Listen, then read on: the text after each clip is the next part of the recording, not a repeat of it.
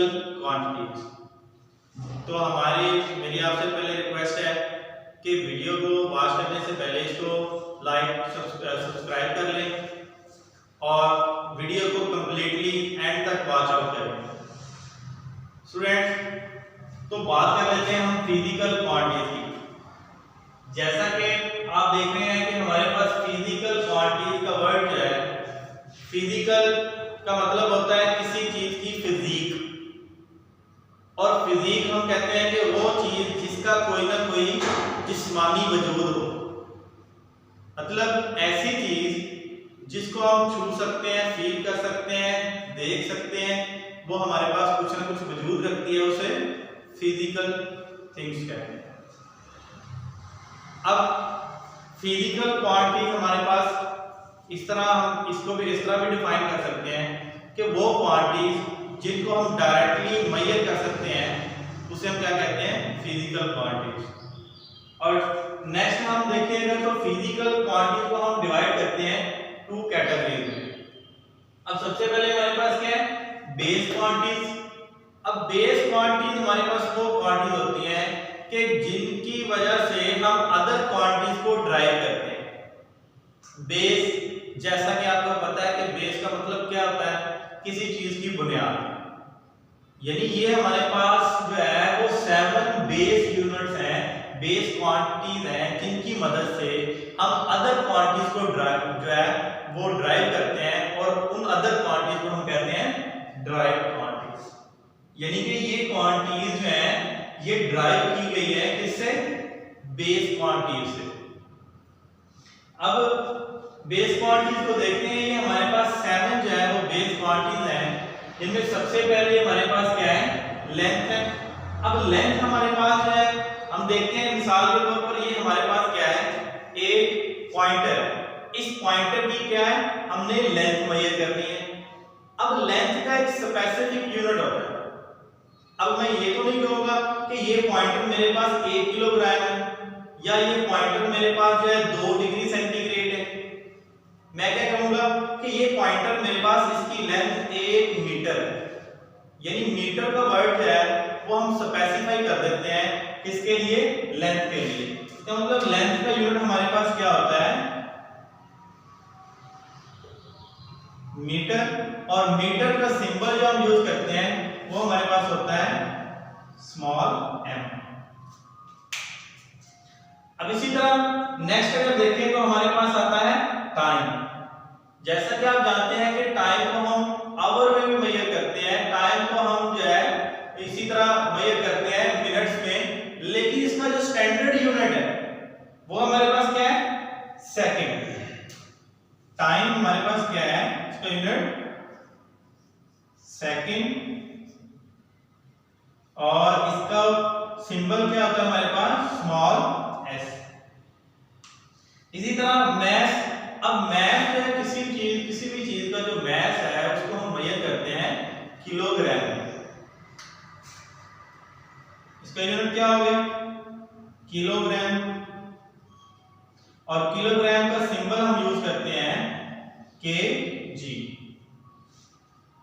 अब उसके बाद फर्दर अगर देखें तो इलेक्ट्रिक करंट। जैसा कि हम कहते हैं कि इलेक्ट्रिक करंट हमारे पास बेसिकली क्या होता है, फ्लो ऑफ चार्जेस। अब इलेक्ट्रिक करंट को मेजर करने वाली डिवाइस का नाम होता है एमीटर। अब एमीटर जो है हमारे पास डिवाइस होती है, उसमें करंट को मेजर किया जाता है और किसी यूनिट के अंदर मेजर किया जाता है, उसे हम कहते हैं एम्पेयर। और एम्पेयर की रिप्रेजेंटेशन होती है कैपिटल A। अब इसी तरह टेम्परेचर। अब टेम्परेचर जो है उसको हम किस में मेजर करते हैं, हम मेजर करते हैं केल्विन में, और केल्विन की रिप्रेजेंटेशन होती है K। जैसा कि आप जानते हैं कि अगर हम जो है डॉक्टर के पास जाते हैं तो वहां पर जाकर जो थर्मामीटर का इस्तेमाल किया जाता है, तो थर्मामीटर में डिग्री सेंटीग्रेड आ रहा होता है। अब टेम्परेचर को डिग्री सेंटीग्रेड में मेजर करते हैं, फ़ारेनहाइट में भी करते हैं, सेल्सियस में भी करते हैं, लेकिन इसका जो स्टैंडर्ड यूनिट है वो हमारे पास क्या है, वो हमारे पास केल्विन। और उसको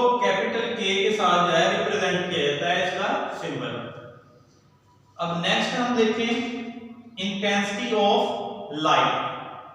इंटेंसिटी ऑफ लाइट का यूनिट हमारे पास होता है कैंडेला, और इसकी रिप्रेजेंटेशन होती है C D, small C small D. इसी तरह amount of substance, amount of substance हम कहते हैं कि अक्सर जो केमिकल लैब्स होती हैं कॉलेजेस के अंदर, स्कूल्स के अंदर, वहां पर हम जो है हमने किसी भी पाउडर का, किसी भी सॉल्यूशन का, किसी भी चीज का सैंपल लेना होता है। उस सैंपल के लिए हम क्या करते हैं, बहुत ही थोड़ी मिकदार में उस चीज को हम अपने प्लेटर्स पे रखते हैं। अब उस थोड़ी सी मिकदार को हम किस में रख लेते हैं, अमाउंट ऑफ सब्सटेंस कहते हैं। अब अमाउंट ऑफ सब्सटेंस को हम किस यूनिट में मेजर करते हैं, वहां पर हम करते हैं मोल में। और मोल का हमारे पास जो रिप्रेजेंटेशन होती है वो हमारे पास MOL होती है।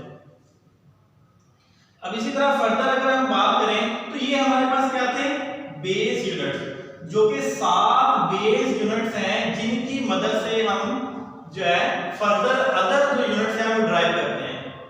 अब वो हमारे पास क्या है, सबसे पहले फोर्स है। अब फोर्स को देखा जाए तो फोर्स का यूनिट हमारे पास क्या होता है, न्यूटन, और न्यूटन की रिप्रेजेंटेशन, उसका सिंबल होता है हमारे पास कैपिटल N। इसी तरह वर्क का यूनिट हमारे पास क्या होता है, जॉल। अब जॉल की जो हमारे पास रिप्रेजेंटेशन होती है, इसका हमारे पास जो सिंबल होता है वो हमारे पास J होता है। अब हम नेक्स्ट बात करने जा रहे हैं पावर की। पावर को जो है हम मेजर करते हैं वाट में, और इसका सिंबल हमारे पास होता है W। इसी तरह प्रेशर भी हमारे पास क्या है, ड्राइव्ड यूनिट है। प्रेशर का यूनिट क्या होता है हमारे पास, पास्कल, और इसको मेजर करते हैं, इसका सिंबल है PA।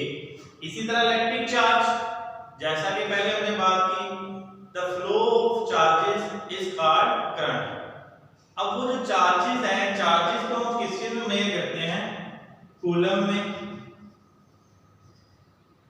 और इसका सिंबल होता है कैपिटल C। अब देखिए ये वो यूनिट्स हैं जो हमने ड्राइव किए हैं किससे, बेस यूनिट से। मिसाल के तौर पर हम कहते हैं कि अगर हमारे पास फोर्स है F इज इक्वल टू होता है MA के according to Newton second law. अब यहां पर F is equal to mass acceleration है। ये एक्सेलरेशन हमारे पास क्या होता है, rate of change of velocity. अब मास इनटू वेलोसिटी हमारे पास जो है वो क्या होती है, वेलोसिटी हमारे पास होती है rate of change of displacement, d divided by t over t।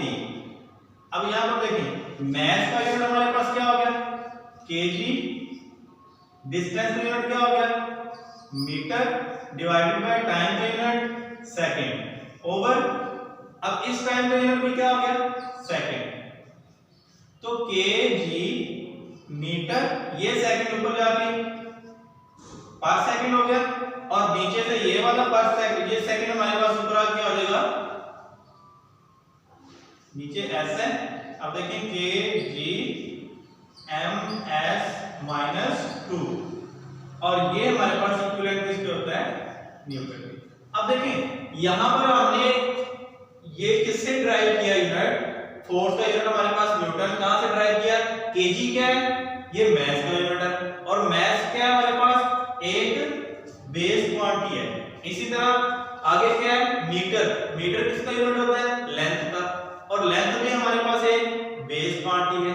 आगे सेकंड है, तो सेकंड हमारे पास किसका यूनिट है, टाइम का, और टाइम भी क्या हमारे पास एक बेस क्वांटिटी। इसका मतलब क्या हो गया कि हमने बेस क्वांटिटीज की मदद से फोर्स को क्या किया है, ड्राइव किया।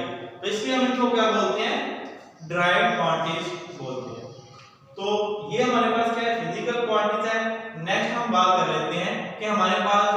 वो एसआई यूनिट्स जो है वो क्या होते हैं जी। तो अब हम देख रहे हैं जैसा कि हमने जो है देखा है कि बेस क्वांटिटीज क्या होती हैं, बेस और ड्राइव क्वांटिटीज क्या होती हैं। अब एसआई यूनिट्स हमारे पास क्या है, सिस्टम इंटरनेशनल यूनिट्स। जैसा कि आप जानते हैं कि अगर हम अपने छोटे सिटीज के अंदर मौजूद हैं तो हमें जो मैस है वो किस में मिल रहा होता है, केजी में। मिसाल के तौर पर अगर मैं मार्केट के अंदर जाता हूँ और उससे मैं कहता हूँ कि मुझे 1 किलो ऑरेंज दे दो, इसी तरह अगर किसी बड़े सिटी के अंदर जाऊंगा तो मैं वहां पर जाकर मुझे जो ऑरेंज है वो किस में मिलते हैं, दर्जन में। वहां पर क्या क्वांटिटी का यूनिट इस्तेमाल किया जाता है, दर्जन इस्तेमाल किया जाता है। लेकिन इसी कॉम्प्लेक्सिटी, ये जहां पर कॉम्प्लेक्सिटी मौजूद नहीं है बल्कि बैनुल अक़वामी सतह पर भी ये कॉम्प्लेक्सिटी, ये मसाइल पाए जाते हैं। तो इस मसाइल के हल के लिए पेरिस के अंदर 1960s के अंदर जो है कॉन्फ्रेंस की गई। उस कॉन्फ्रेंस के अंदर जो है उन्होंने इस मसले को सॉल्व किया कि 1 मीटर लेंथ, वो हमारे पास क्या है 1 मीटर, सपोज ये मेरे पास क्या है 1 मीटर लेंथ, तो उन्होंने 1 मीटर लेंथ को बनाकर वहां पर उस लैब के अंदर पेरिस के अंदर रख दिया गया। अब इसी तरह 1 केजी मैस कितना होता है उसको वहां पर रख दिया गया।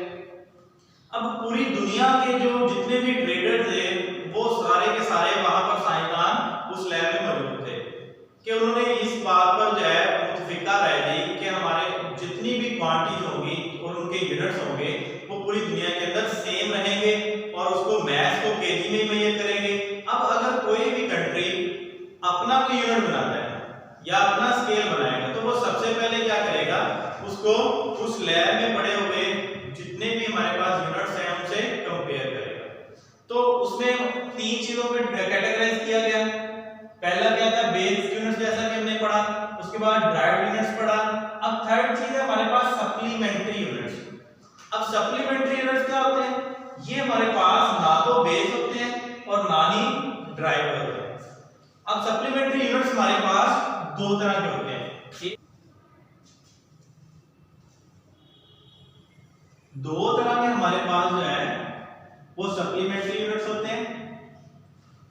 एक हमारे पास यूनिट होता है सॉलिड एंगल का और एक होता है हमारे पास प्लेन एंगल।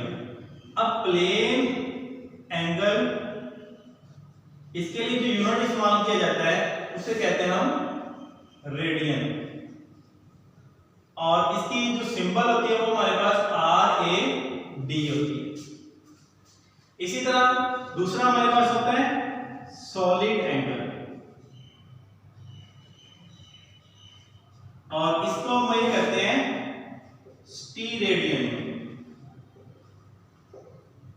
और इसको हम डिनोट करते हैं ST से। अब अगर हम सबसे पहले देखते हैं कि प्लेन एंगल क्या होता है, सॉलिड एंगल क्या होता है। अब प्लेन एंगल जो वो हमारे पास होता है, मिसाल के तौर पर ये हमारे पास क्या है, एक सर्कल है, हम कहते हैं कि उसके सेंटर से प्लेन एंगल क्या होता है, द एंगल बिटवीन 2 रेडियाई। जैसा कि आप जानते हैं कि सर्कल का जो हमारे पास हाफ होता है वो क्या कहलाता है, डायामीटर, और डायामीटर का जो हाफ होता है उसे हम क्या कहते हैं, रेडियस बोलते हैं। तो ये एक रेडियस हो गया, एक ये रेडियस हमारे पास। तो हमारे पास रेडियस क्या बनता है कि ये हमारे पास the angle between the 2 radii of the circle, 2 radii के दरमियान जो हमारे पास एंगल है, which cut the circumference. Circle का ये जो कर्व पाथ होता है इसे हम सर्कमफ्रेंस बोलते हैं।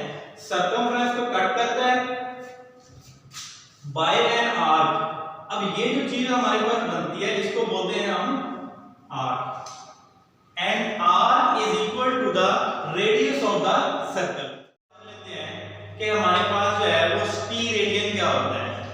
तो स्टीरेडियन में हम देखें कि अगर हमारे पास ये सर्कल मौजूद है तो हम कहते हैं the angle which subtended at the center of circle and the surface of the solid sphere।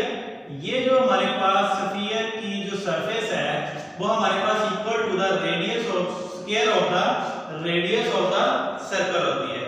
और नेक्स्ट हमारे पास इंपॉर्टेंट बात है, ये हमारे पास जो सॉलिड, ये जो प्लेन एंगल है, प्लेन एंगल हमारे पास 2 डायमेंशनल होता है, 2 डायमेंशनल एंगल है, और ये हमारे पास 3 डायमेंशनल सॉलिड एंगल होता है।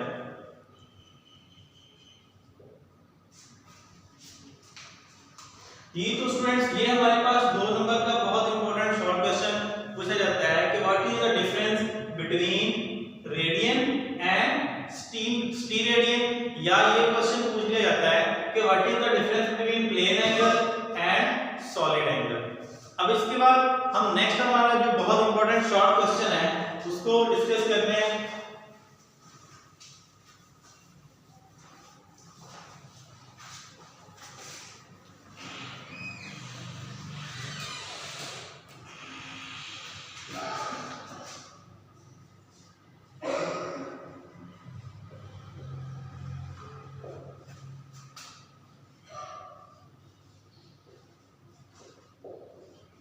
Scientific notation. तो साइंटिफिक नोटेशन हमारे पास क्या होती है, हम सिंपली इसको एक्सप्लेन करते हैं। हम कहते हैं numbers in standard form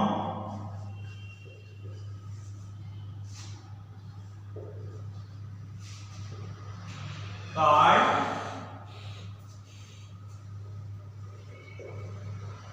scientific notation.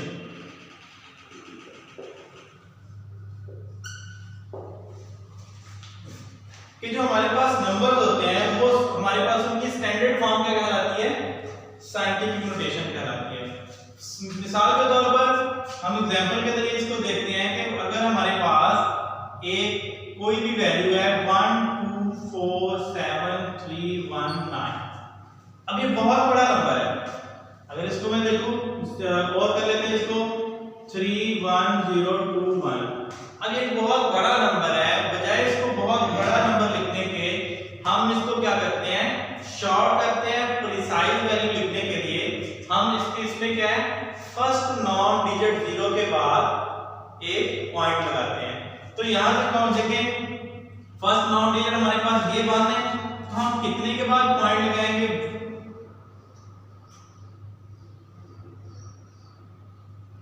1 2 3 4 5 6 7 8 9 10 11। तो हमने 1.2 मल्टीप्लाई 10 की पावर, अब जितने हम डिजिट्स को क्रॉस करके लेफ्ट साइड पाएंगे, पॉइंट लगाया हमने, जितने डिजिट्स को क्रॉस करके उतने हम जो है 10 की पावर में लिख देंगे। अब 11 डिजिट्स को क्रॉस किया तो हम यहां पर 10 की पावर क्या लिख देंगे, 11 लिख देंगे।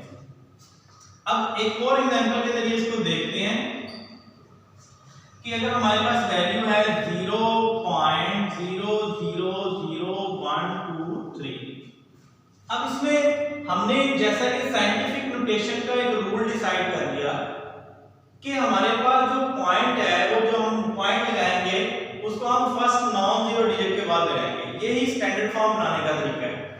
तो हमारे पास फर्स्ट नॉन डिजिट क्या है, 1 है, तो 1 के बाद हमें पॉइंट लगाना है, तो ये 1.23, तो मल्टीप्लाई 10 की पावर। अब हम पॉइंट को इस तरफ से इस तरफ को लेके गए हैं राइट साइड, तो राइट साइड की तरफ देखें 1 2 3 4, हम 4 डिजिट्स को क्रॉस करके गए, तो हम कहेंगे कि यहां पर 10 की पावर -4 आ जाए। अब इसमें फिर भी हमारे जहनों के अंदर कंफ्यूजन रहती है कि 10 की पावर पॉजिटिव कब होगी, 10 की पावर नेगेटिव कब होगी।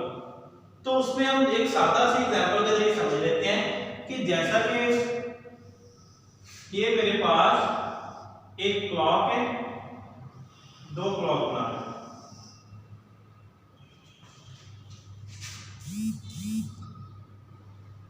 12 6 3 9।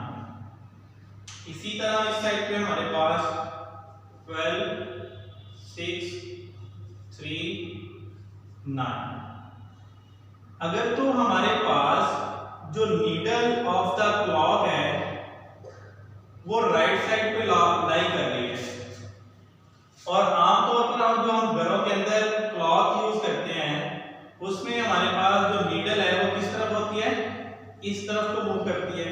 इस डायरेक्शन को, जो क्लॉक की डायरेक्शन है, उसको हम क्या बोलते हैं, क्लॉकवाइज डायरेक्शन।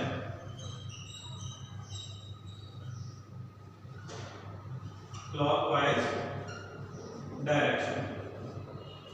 इसी तरह जो क्लॉक की उल्ट डायरेक्शन होती है, रिवर्स डायरेक्शन होती है, ऑपोजिट साइड, अगर हमारे पास जो नीडल है इस तरफ मूव करती है तो ये क्लॉक की उल्ट डायरेक्शन होगी। तो इस डायरेक्शन को हम क्या बोलते हैं,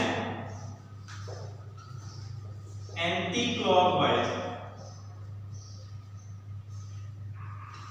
या इसका हम अदर नेम हम बोलते हैं काउंटर क्लॉकवाइज।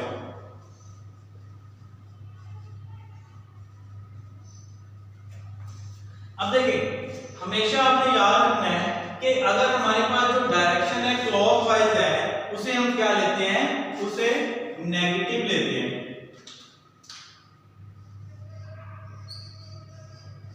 नेगेटिव। और जो हमारे पास डायरेक्शन होती है एंटी क्लॉकवाइज, उसे हम लेते हैं पॉजिटिव। अब इसी प्रिंसिपल को, इसी चीज को ध्यान में रखते हुए हम ये देखते हैं कि हमारे पास जो है यहाँ पर इसको हम अप्लाई कर सकते हैं। अब देखिए, फर्स्ट एग्जांपल के अंदर हमने देखा कि हम किस तरफ को आए, डिजिट्स को क्रॉस करके इस साइड को। अब ये कौन सी साइड है, ये हमारे पास एंटी क्लॉकवाइज। तो एंटी क्लॉकवाइज के लिए हमने पावर को क्या रखा, पॉजिटिव रखा, और क्लॉकवाइज के लिए हमने रूल डिसाइड किया कि क्या होती है वैल्यू, नेगेटिव। तो यहाँ पर हम क्या किया है, हम इस साइड को गए, ये कौन सी डायरेक्शन है, ये हमारे पास क्लॉकवाइज डायरेक्शन है। क्लॉकवाइज डायरेक्शन में हमने 10 की पावर क्या लिखी, -4। तो स्टूडेंट, इसी तरह हम जो है साइंटिफिक नोटेशन को स्टैंडर्ड फॉर्म में लिखते हैं। अब नेक्स्ट हम बात कर लेते हैं, हमारा जो ये भी हमारे पास 2 नंबर का शॉर्ट क्वेश्चन बनता था। अब नेक्स्ट शॉर्ट क्वेश्चन हमारे पास आ रहा है पहले चैप्टर का,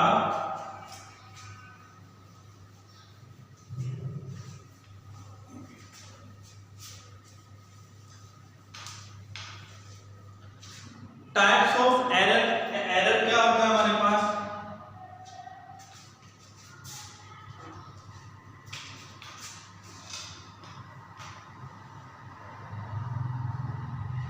एरर्स एंड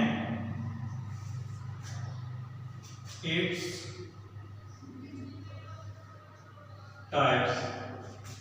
अब एरर हमारे पास क्या होते हैं, हम जब भी कोई एक्सपेरिमेंट कर रहे होते हैं तो एक्सपेरिमेंट के अंदर हमारी जो वैल्यू है वो एक्यूरेट नहीं आती, यानी उसके अंदर एरर आ जाता है। तो वो एरर किसकी वजह से आता है, किस वजह से आता है, और कितनी टाइप्स के एरर होते हैं। तो देखिए, हमारे पास इसकी जो है 2 तरह की, 3 तरह की मेन रीजन होती है कि या तो इनएक्सपीरियंस ऑफ पर्सन,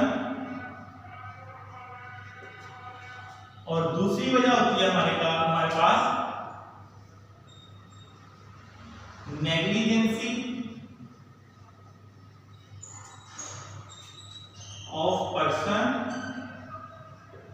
या अगर हमारे पास एरर आ रहा है तो उसकी थर्ड रीजन ये होती है पुअर कैलिब्रेशन।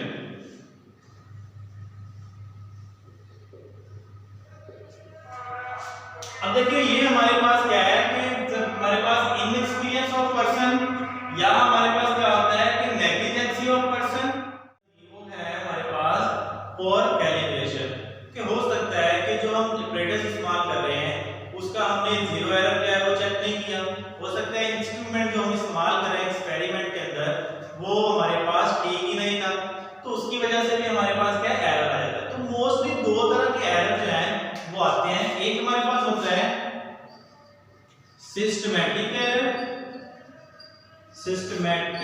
एरर, और दूसरा हमारे पास होता है रैंडम एरर। अब ये क्वेश्चन जो है वो पेपर के अंदर मोस्टली पूछा जाता है कि एरर क्या होती है हमारे पास, और टाइप्स ऑफ एरर क्या होती हैं। तो देखिए, सिस्टमैटिक एरर क्या होता है,